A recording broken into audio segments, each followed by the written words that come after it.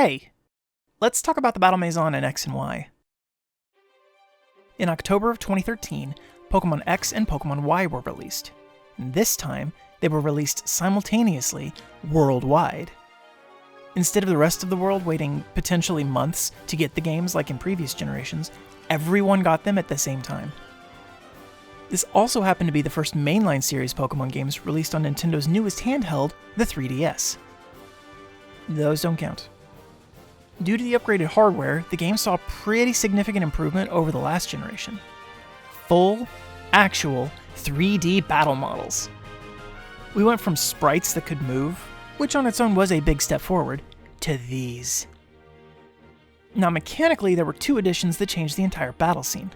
The first was the introduction of the fairy typing. Like how Dark and Steel were introduced to Gold and Silver because psychic types were rampant in competitive play, Fairy was seemingly introduced because Dragon types were rampant in competitive play. The second addition was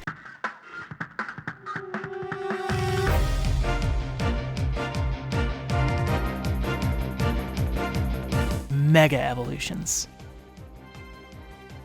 Mega Evolution was a new form of power, changing the appearance of the Pokemon and modifying it in a myriad of ways. Now, I had an entire spiel on Mega Evolution planned out and even partially recorded, but then I realized that the bit on Megas was longer than the entire endgame, so to stay on topic, I'll just say that Mega Evolution was awesome. Oh, and one more thing. They also added player customization in this generation. They let you choose a hairstyle, hair color, and eye color, and then you got to customize your outfit. You got to go to different clothing stores across the region and buy new tops, hats, bottoms, eyewear, socks, shoes, and even bags. And for our first try, they did a fantastic job. Not only does each option you can choose change your character's overworld model, but they also change your character's in-battle model as well. Calm down, it's just clothing. Move on. The last games, Black 2 and White 2, had the Battle Institute, the Battle Subway, and the Pokemon World Tournament. Now, in X and Y, we just have the Battle Institute and the Battle Maison. And one more time, I won't be going over Omega Ruby and Alpha Sapphire because, just like before, everything that is in X and Y is in Omega and Alpha. One for one, copy pasta, no change. Well, okay, there's one exception, but I'll get to that. Now, after way too much pretext, let's actually start the video on the endgame. Once you defeat the champion and enter the Hall of Fame, you do not get taken back to your room like usual. Instead, you get a parade thrown for you and your friends by Professor Sycamore for saving the region from Team Flare and becoming the champion. And then the professor gives a speech to the gathered crowd and hands you a medal. Suddenly, the giant of a man who you've met a few times on your journey appears and demands a battle, wishing to know what a trainer is. Once you defeat him, he finally smiles and thanks you for the battle, saying that he finally feels free. Free from the part of him mired in sorrow, the part that built the ultimate weapon. This giant is the ancient king of Kalos. The man who sacrificed an unknowable number of Pokemon's lives to a machine just to bring back his Floette, only to turn that machine into a weapon to murder countless more to sate his anger. Your battle managed to pull him from the pit of regret and the guilt that he had been lost in, allowing him a glimmer of peace for the first time in over 3,000 years. And then a golden glow from the sky pulls yours and the king's attention upwards. From the light, a Floette comes into view, gently gliding towards the king. He looks on in shock and awe, recognizing his old partner that abandoned him for becoming a monster. The king lifts his arms as if to catch it, unsure if the Pokemon before him is actually real. He falls to his knees, shaking from the emotions running through his mind, unable to process what he sees before him. Floette, he says, his once booming voice now quiet and shaking as well. It's been 3,000 years. He chokes back a sob and looks to his old friend, giving the Floette a tearful smile. After 3 millennium, his heart finally released the hate that it had held for so long, and his dearest friend had finally returned to him, forgiving him for what he'd done through blind hate. Oh my god, this is a Pokemon game! Anyway, after all of that, you do get to return home like usual. Once you head downstairs, your mother will tell you that Professor Sycamore has asked you to meet him in Lumio City Station. So you take off to Lumio City, hail a taxi to take you to the train station, and then you get ambushed by Sina and Exio. And they give you the National Dex. You remember that? The National Dex? Anyway, once they leave, you get to talk to the professor, who tells you to go to Kelude City. You know, the place where trainers go to sharpen their skills. And then he just leaves? Okay, bye. Now you can scan your ticket and hop on the train. Once you arrive at Kelude Station and exit said station, the gentleman outside will give you the Versus recorder. After that, you're free to explore the city. Kelude City has a few scant offerings. For starters, there's a Pokemon Center, which houses the Stat Judge. As per usual, he'll tell you about the IVs that your Pokemon has, giving you a range that lets you know roughly what the IV total is, as well as the highest stat. Next is the Friend Safari. Now this I like. The Friend Safari acts like the Safari Zones of yore, but with a twist.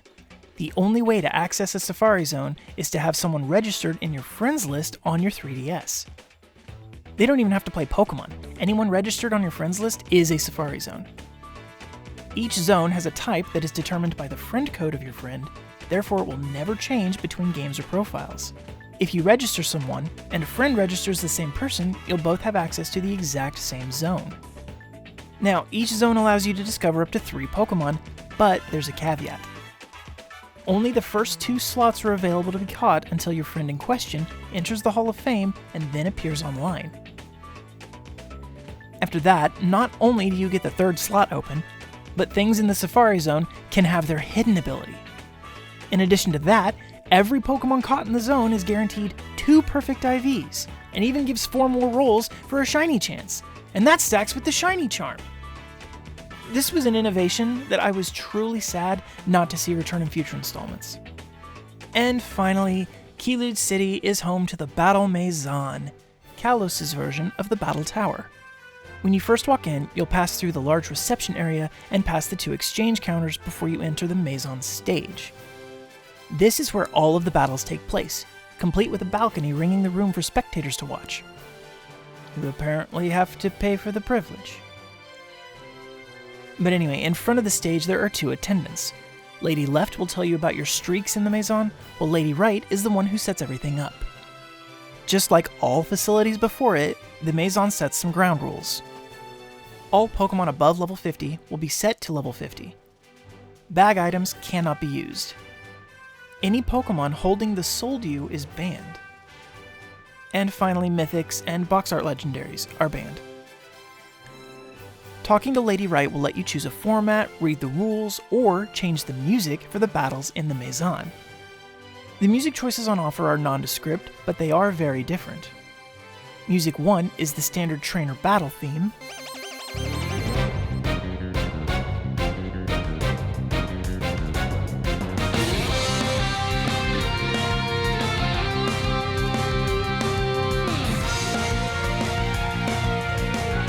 Music 2 is the wild Pokemon battle theme.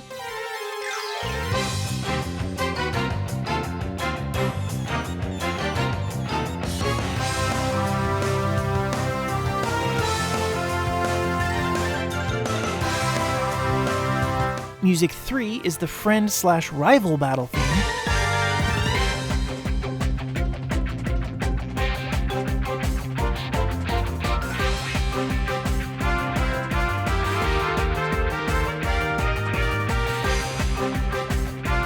And Music 4 is the Gym Leader battle theme.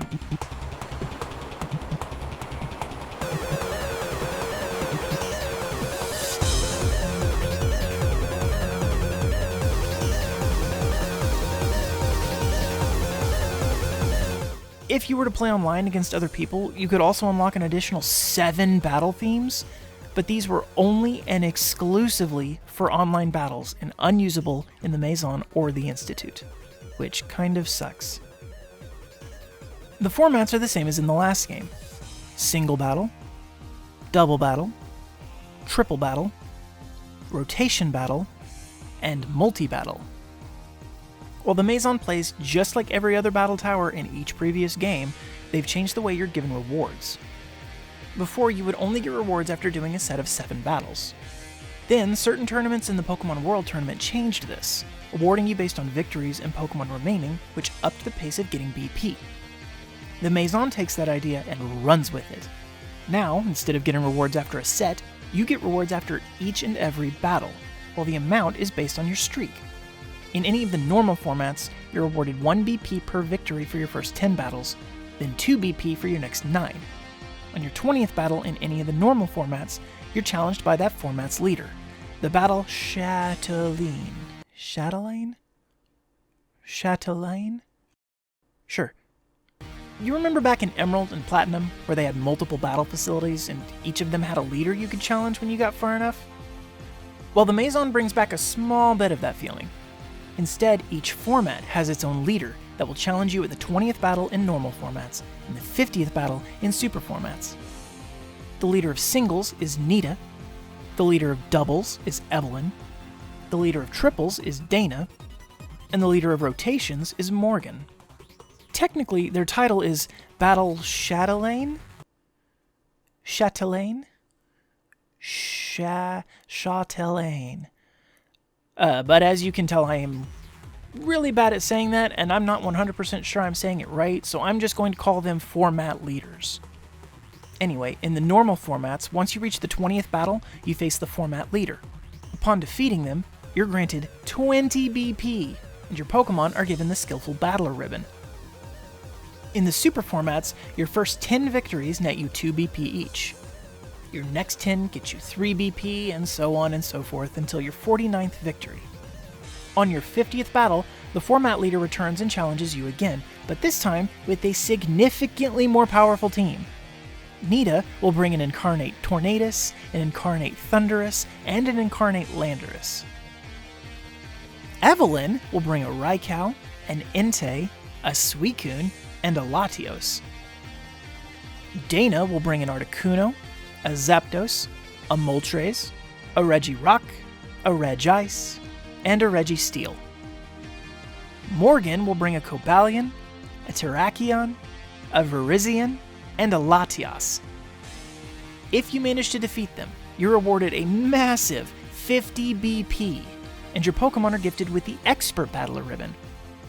And then each victory after that awards you 7 BP until you either quit or you lose. Now let's talk about the last format, multi-battles, my personal favorite. Like with the rest of the games, when you choose multi-battle, you're asked if you want to join with a friend to take the challenge together or to bring an AI teammate. This is the one difference between Kalos and Hoenn. If you choose to take an AI partner, in Kalos you get to choose between Shauna, Tierno, Trevor, as well as anyone you have registered in your friends list on your system. In Hoenn, you can choose between Brendan or May, depending on your player character, Wally, Archie or Maxie, depending on your game version, and Steven. Regardless of your partner, you still get to choose 2 Pokemon and battle alongside your partner with their 2 Pokemon. Otherwise, every award given in the other formats applies here. And finally, the final bit about the Maison is the exchange counters. As I said earlier, you walk past these 2 on your way to the stage. The left attendant will sell you vitamins, the power items, rare candies, ability capsules, and a vast variety of held items, while the right attendant will sell you TMs. And I guess I lied. This is another difference between Kalos and Hoenn. Rather than the right attendant selling TMs in Hoenn, all of the held items sold by the left attendant will be split between the 2. And that's it. That's the whole Maison. And compared to the last facility I went over, this feels remarkably simple. So instead of trying to unlock all these different things and trying to figure out how much BP each facility or format gives and trying to remember and plan around all the different challenges and trainers and whatnot, you get this. A nice, simple battle tower where your only concern is which format you want to do. No worries past go as far as you can. It's quaint, it's easy to understand, and it's still a very enjoyable test of your abilities and knowledge. It made both getting streaks as well as getting BP easier to allow you to get those high-end competitive held items faster. And while technically a downgrade from the previous game's offerings, the Maison is still a solid endgame, especially with a friend to play with. Thank you so much for watching my ramblings, and I hope you have a great week. Bye!